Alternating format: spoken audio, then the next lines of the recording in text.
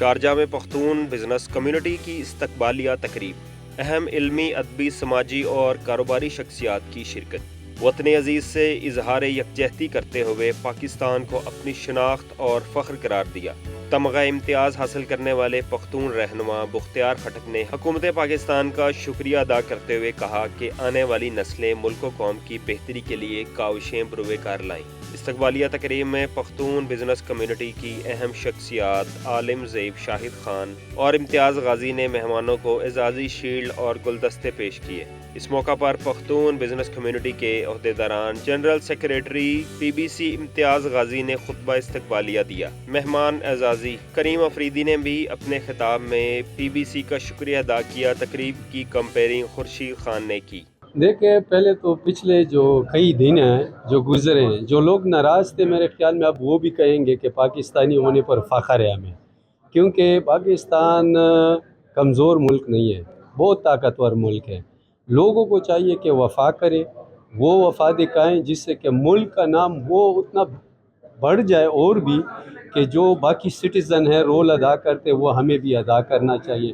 باقی پاکستان ہماری شناخت ہے، وطن ہے تو ہم ہیں، پاکستان کے بغیر ہم کچھ بھی نہیں ہے، یہی ہماری آئیڈینٹی ہے۔ یقیناً سب سے پہلے تو آپ لوگوں کا بہت شکریہ، اتنے وافر مقدار میں میڈیا پرسنز یہاں پر آئے ہوئے ہیں، بڑی خوشی ہوئی یہاں پر یہ اتنی ویرائٹی دیکھنے کے بعد۔ پلس یہاں پر امارات میں اپنے پختون بزنس ہماری جو کمیونٹی ہے ان کے بزنس مین نہ کہ ورکنگ ڈیز چل رہے ہیں، انہوں نے پراپر ٹائم نکالا۔ میں بہت ہی نہایت ہی مشکور ہوں اپنے حکومت پاکستان کا، جنہوں نے ہماری جو 20 سال کریئر ہمارا اسکرین کے اوپر میوزک کے حوالے سے پلس میوزک پروموشن کے حوالے سے رہا، اس کو ریکگنائز کیا۔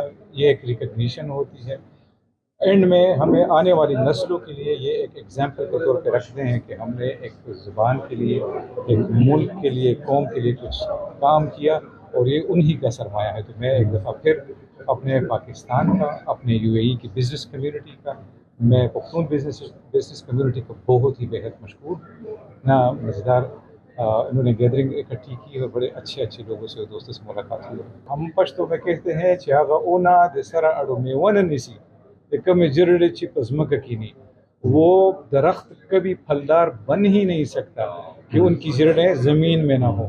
تو جو شخص اپنے ملک سے منکر ہو تو سوال ہی پیدا نہیں ہوتا کہ وہاں پر پھل اگے۔